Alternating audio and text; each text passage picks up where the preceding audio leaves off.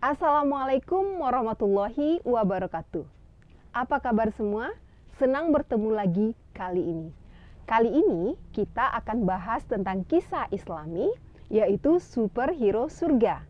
Dan kita akan membahas tentang 10 sahabat Rasul yang dijamin masuk surga, dimulai dari yang pertama yang disebutkan di dalam hadisnya. Tambah ilmu, tambah pengetahuan di channel Miss Dian Tambah Ilmu. Kisah ini Miss Dian intisarikan dari ceramah Ustadz favorit Miss Dian, yaitu Ustadz Khalid Basalamah. Dan Miss Dian mohon maaf jika nanti ada salah-salah dalam penyebutan nama ataupun tempat nanti. Superhero surga kita kali ini adalah Abu Bakar Siddiq. Jadi kisah kali ini merupakan sambungan dari kisah Tolhah bin Ubaidillah yang sudah kita dengarkan sebelum ini. Jadi sesuai dengan urutan hadisnya, Abu Bakar Siddiq disebutkan sebagai sahabat Nabi yang pertama yang dijamin masuk surga. Seperti biasa, kisah dalam video ini akan kita bagi jadi 3 sesi. Yang pertama adalah kita berkenalan dulu dengan Abu Bakar Siddiq. Kemudian yang kedua, kita akan bercerita tentang kisah Abu Bakar saat memeluk Islam. Dan yang ketiga adalah keutamaan Abu Bakar dalam kehidupannya sehari-hari, baik perilakunya terhadap Rasul ataupun perilakunya terhadap sesama muslim lainnya. Mari kita simak. Abu Bakar Siddiq bukanlah nama asli dari Abu Bakar. Nama aslinya adalah Abdullah bin Abu Quhafah. Nah, tentu saja kalau untuk orang Arab, Abdullah bin Abu Quhafah berarti Abdullah itu adalah anak dari Abu Quhafah. Jadi ayah Abu Bakar Siddiq ini bernama Abu Quhafah. Abu Quhafah adalah nama panggilan ayahnya. Nama asli ayahnya adalah Utsman bin Amir. Ibu Abdullah bin Abu Quhafah adalah Ummul Khair. Ummul Khair adalah nama panggilannya, dan nama asli Ummul Khair adalah Salmah binti Sakhar. Sebelum masuk Islam, Abdullah bin Abu Quhafah dikenal dengan nama Abdul Ka'bah. Ini ada sejarahnya. Jadi, sebelum Abu Bakar lahir, di keturunan ibunya, semua anak laki-laki yang lahir itu akan terlahir cacat atau malah meninggal. Nah, pada saat hamil Abu Bakar, ibunya menyerahkan anak yang akan dikandungnya itu kepada Ka'bah. Makanya dia menyebutkan panggilan anaknya sebagai Abdul Ka'bah. Abu Bakar berasal dari suku Taim. Suku Taim adalah suku yang sangat terkenal saat itu. Dari suku Taim banyak sekali orang-orang pintar, orang-orang kaya, dan pemimpin-pemimpin perang. Suku Taim juga adalah suku yang merupakan tempat orang membayar denda. Misalnya di Mekah itu ada orang-orang yang melanggar peraturan atau berbuat kesalahan, maka dia harus bayar denda. Nah, denda itu harus dibayarkan ke suku Taim, dan suku Taim lah yang akan membayarkan denda-dendanya itu kepada orang-orang yang berhak menerimanya. Abu Bakar sendiri adalah kepala suku Taim. Dia juga terkenal dengan kepintarannya terhadap nasab atau silsilah orang-orang Arab. Abu Bakar adalah tempat orang bertanya tentang misalnya si A berasal dari suku apa, si B berasal dari suku apa, kemudian suku ini berasal dari mana. Nah, Abu Bakar Siddiq sangat terkenal dengan keahlian tersebut. Selain ahli dengan nasab atau silsilah orang-orang Arab, Abu Bakar juga terkenal sangat ahli dalam berdagang sehingga dia menjadi kaya. Nah, karena kekayaannya itu, maka dia tinggal di suatu komplek perumahan yang berisi hanya orang-orang kaya Mekah. Dan di sanalah Abu Bakar bertetangga dengan Khadijah dan juga Utsman bin Affan. Dan Abu Bakar sendiri sudah berteman dengan Nabi sejak Nabi menikah dengan Khadijah. Karena Nabi tinggal di rumah Khadijah di komplek yang sama dengan tempat tinggal Abu Bakar. Abu Bakar adalah seseorang yang bertubuh kurus, tingginya sedang, kulitnya putih, dan karena saking kurusnya, urat-urat di tangannya kelihatan. Tapi Abu Bakar bukanlah orang yang lemah. Beliau selalu ikut perang dengan Rasulullah. Ada beberapa perang yang tidak diikutinya, tapi banyak perang yang diikutinya, dan dia tidak meninggal di medan perang. Berarti dia termasuk orang yang kuat ya. Untuk urusan keluarga, Abu Bakar memiliki 4 orang istri. Abu Bakar memiliki 6 orang anak, yaitu Abdullah, Asma binti Abu Bakar, Abdurrahman, Aisyah, Ummu Kalsum, dan Muhammad. Dan sebagaimana yang kita ketahui, Aisyah akhirnya menikah dengan Nabi Muhammad SAW. Sekarang kita masuk kepada kisah masuk Islamnya Abu Bakar Siddiq. Rasulullah SAW mendapatkan wahyu pertamanya waktu dia berdiam diri di Gua Hira. Setelah Nabi menyendiri selama 26 hari, pada malam ke-27 tersebut, maka Nabi didatangi oleh sesosok dengan pakaian putih, membawa sebuah kotak berbungkus sutra dan ada sebuah buku di dalamnya. Sosok itu memaksa Nabi untuk membacanya. Bacalah, katanya. Tapi Nabi tidak bisa membaca, maka Nabi menjawab, aku tidak bisa membaca.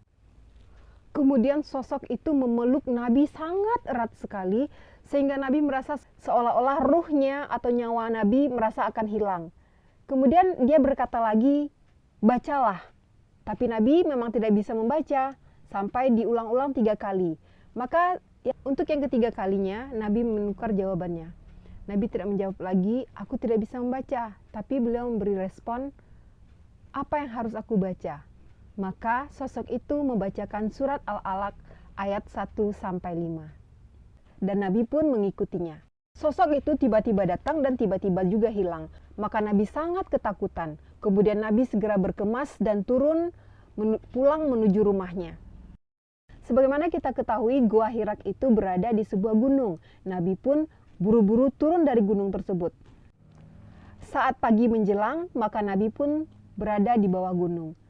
Kemudian Nabi Muhammad SAW mendengarkan suara dari langit.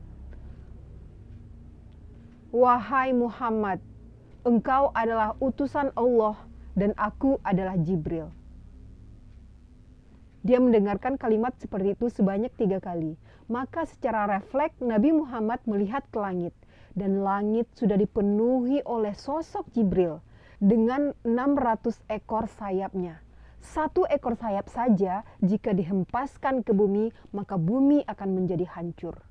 Maka bertambahlah ketakutan Rasulullah SAW dan segera pulang ke rumahnya dan menceritakan kejadian ini kepada Khadijah. Dan Khadijah memaklumi akan kejadian tersebut dan beliau langsung masuk Islam dan bersahadat.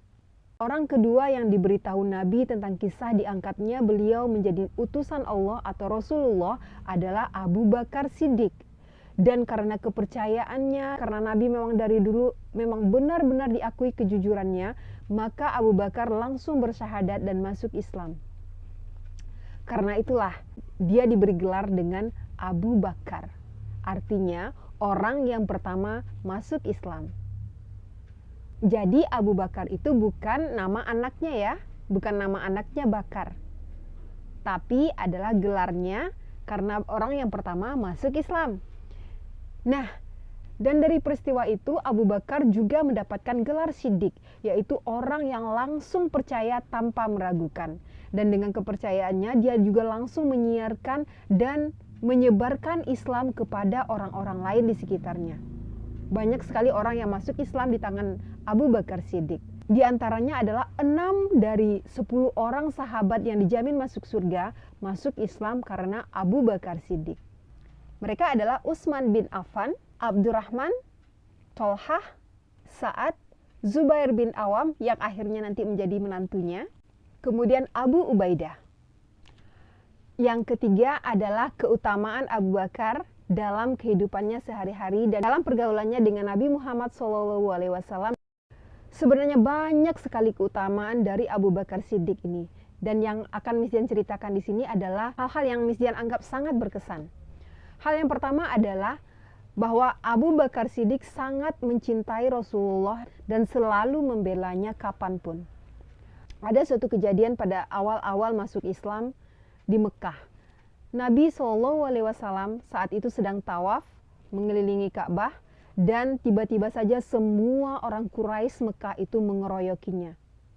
Banyak sekali orang yang mengeroyoki Nabi Muhammad SAW. Dan banyak juga orang yang sudah masuk Islam melihatnya, tapi mereka tidak berani menyelamatkan Nabi, mereka hanya bisa menyaksikannya saja, karena mereka ketakutan. Umat Islam yang hanya sedikit jumlahnya hanya bisa menyaksikan Nabi dikeroyok oleh orang-orang Quraisy. Sampai tibalah Abu Bakar ke sana. Saat Abu Bakar mengetahui Nabi dikeroyok oleh orang-orang Quraisy, dia segera menghampiri Nabi, kemudian dia berusaha menyelamatkan Nabi, mendorong orang-orang Quraisy tersebut, memukulnya, bahkan mengangkatnya dan membuangnya. Tapi orang Quraisy malah berbalik mengeroyok Abu Bakar. Seseorang yang bernama Utbah bin Rabi'ah memukuli Abu Bakar Siddiq dengan sebuah sendal yang diberi 2 buah potongan karet yang keras. Kemudian dia memukul wajah Abu Bakar, menjatuhkan Abu Bakar, kemudian mendudukinya dan memukul wajah Abu Bakar bertubi-tubi sehingga wajahnya luka, hidungnya patah, wajah Abu Bakar tidak bisa dikenali lagi. Sampai akhirnya datanglah suku Taim menyelamatkan Abu Bakar. Dengan susah payah suku Taim menyelamatkan Abu Bakar dan membawa Abu Bakar yang sudah tidak sadarkan diri ke rumahnya. Ummu Khair, ibu Abu Bakar, menganggap anaknya sudah tiada. Kemudian dengan sabar dia membersihkan luka di wajah Abu Bakar dan sambil berharap agar anaknya segera sadar.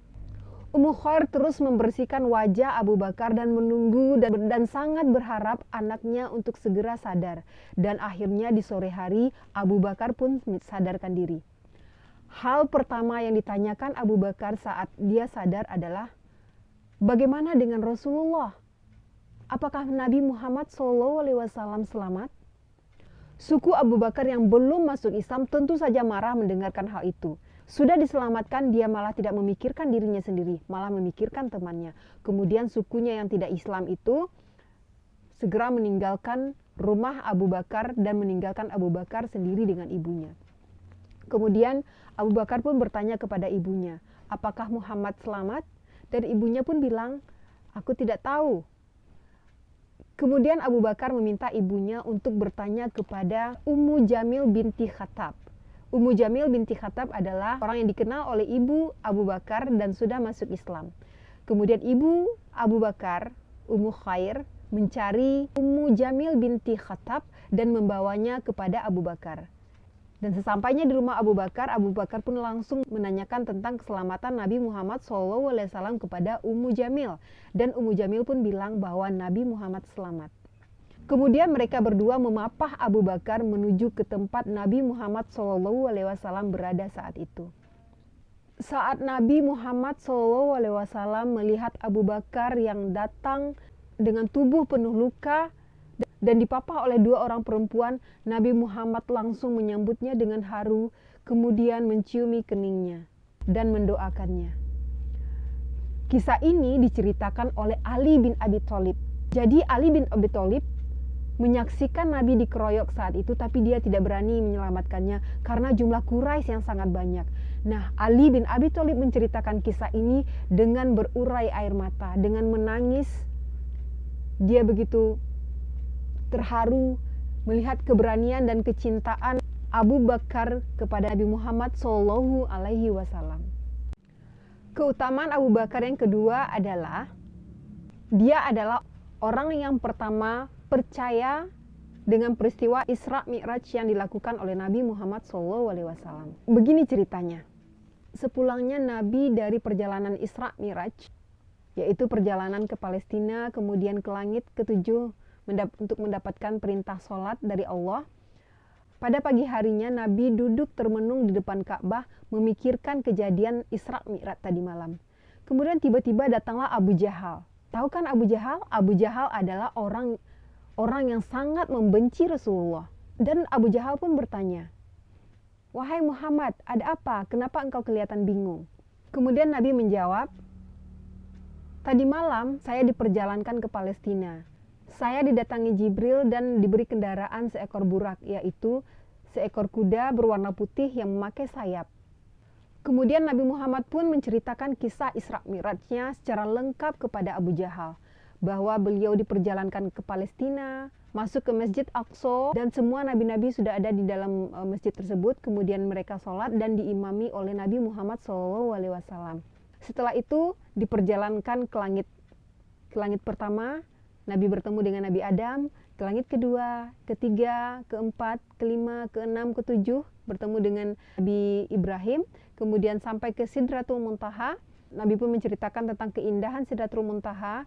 Nabi diberi perintah sholat oleh Allah sebanyak 50 rakaat. Dan waktu turun lagi, Nabi Musa menyuruh Nabi meminta dikurangkan kepada Allah tentang jumlah sholatnya sehingga sampai 5 rakaat. Singkat cerita, setelah mendapatkan perintah sholat sebanyak 5 rakaat, Nabi diturunkan lagi ke Palestina. Nah, dalam perjalanan dari Palestina menuju ke Mekah, Nabi bertemu dengan kafilah Quraisy. Kafilah Quraisy artinya adalah rombongan dagang kaum Quraisy yang dari Palestina kembali menuju ke Mekah. Nah, pada saat bertemu dengan kafilah Quraisy itu, Nabi mengetahui bahwa mereka kehilangan seekor unta, dan Nabi pun memberitahu kepada kafilah itu bahwa unta kalian ada di lembah ini.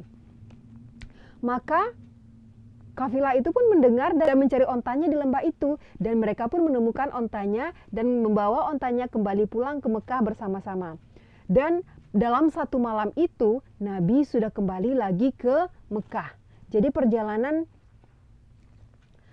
perjalanan dari Mekah ke Palestina, ke Sidratul Muntaha, turun lagi ke Palestina, kembali lagi ke Mekah hanya dilakukan dalam satu malam. Tentu saja saat itu Abu Jahal tidak percaya. Karena orang normal dari Mekah ke Palestina aja membutuhkan waktu 1 bulan. Dan dari Palestina kembali ke Mekah juga butuh 1 bulan. Minimal ada 2 bulan kalau orang melakukan perjalanan ke Palestina dan kembali lagi ke Mekah.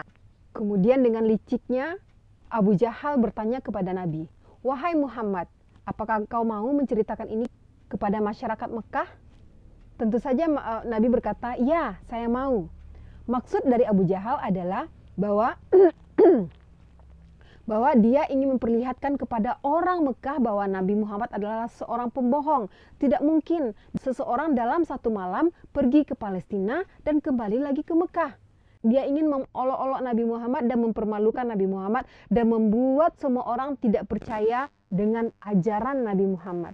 Dan dengan semangatnya, Abu Jahal kemudian langsung mengumpulkan semua masyarakat Mekah dan membawa mereka ke Gunung Abu Qubais. Gunung Abu Qubais adalah tempat orang memberikan pengumuman. Nabi pun menuju Gunung Abu Qubais untuk menceritakan kisah Isra Mi'raj kepada masyarakat Mekah. Semua masyarakat Mekah pun berbondong-bondong menuju Gunung Abu Qubais. Nah, Nabi pun menceritakan dengan lengkap semua kisah Isra Mi'rajnya. Setelah mendengar cerita Nabi yang melakukan perjalanan hanya dalam 1 malam, orang kafir bertambah kafir dan orang yang beriman mulai bimbang. Dan di sanalah Abu Jahal merasa senang. Abu Jahal merasa senang.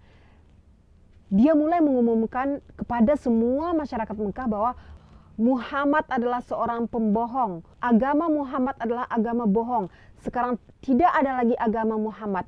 Agama Muhammad sudah habis. Abu Jahal benar-benar merasa senang karena mulai ragunya orang beriman. Dan Abu Jahal teringat kalau Abu Bakar, sahabat Rasul yang sangat percaya kepada Nabi, juga meragukan cerita Nabi ini, maka sudah tamatlah agama Muhammad ini. Maka dengan bersemangat, Abu Jahal mencari Abu Bakar yang sedang berada di kebunnya. Kemudian sambil dalam perjalanan, Abu Jahal terus bilang kepada Abu Bakar, "Hai Abu Bakar, temanmu adalah seorang pembohong. Masa dia melakukan perjalanan ke Palestina hanya dalam 1 malam? Hai Abu Bakar, keluarlah dari tempatmu." Kemudian Abu Bakar pun mendengar teriakan-teriakan dari Abu Jahal ini, dan dia pun menemui Abu Jahal dan bertanya kepada Abu Jahal apa yang terjadi. Abu Jahal pun menceritakan kisah Isra Mi'raj dengan detail, dengan sedetil-detilnya. Setelah mendengar kisah lengkap tentang Isra Mi'raj Nabi Muhammad SAW dari Abu Jahal, kemudian jawaban dari Abu Bakar adalah seperti ini. "Wahai kaum Quraisy, jika itu benar adalah ucapan dari Muhammad, maka jawaban saya adalah dia benar. Dia pasti benar." Karena Abu Bakar tahu bahwa Nabi Muhammad sedang berada dalam masalah, Abu Bakar langsung menuju ke tempat Nabi berada dan dalam perjalanan dia berteriak-teriak. Maksudnya agar semua orang berkumpul kembali ke tempat Nabi Muhammad.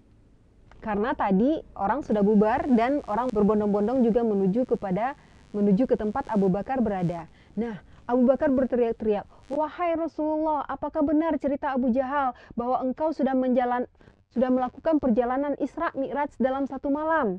Benarkah hal itu ya Rasulullah?" Sesampainya di tempat Nabi, Nabi pun berkata, "Benar ya Abu Bakar." Mendengar jawaban Rasul, Abu Bakar pun berkata, "Anda pasti benar ya Rasulullah." Abu Bakar pun berkata kepada masyarakat Mekah, "Kalau kalian tidak percaya, kita bisa buktikan. Banyak masyarakat kita yang sudah pergi ke Palestina dan berada di Masjid Aqsa, kemudian kembali lagi ke sini. Nabi Muhammad belum pernah ke Palestina dan ke Masjid Aqsa sebelum ini. Maka sekarang kita tanyakan kepada Rasul seperti apakah Masjidil Aqsa itu. Kemudian ya Rasul, ceritakanlah. Jika ceritamu sama dengan orang yang telah pulang dari Palestina, maka kalian masyarakat Mekah harus percaya kepada Rasulullah." Dan Rasulullah pun menceritakan dengan detail bagaimana warnanya, berapa tiangnya, semua keadaan dari Masjidil Aqsa itu diceritakan oleh Rasulullah dengan sangat lancar. Karena Allah membukakan Masjid Aqsa di hadapan Rasulullah. Dan orang-orang Quraisy yang sudah kembali dari Palestina membenarkan, ya benar, begitulah suasana dan bentuk dari Masjid Aqsa itu. Dan Abu Bakar juga meminta Rasul menceritakan tentang kafilah yang dia temui di perjalanan.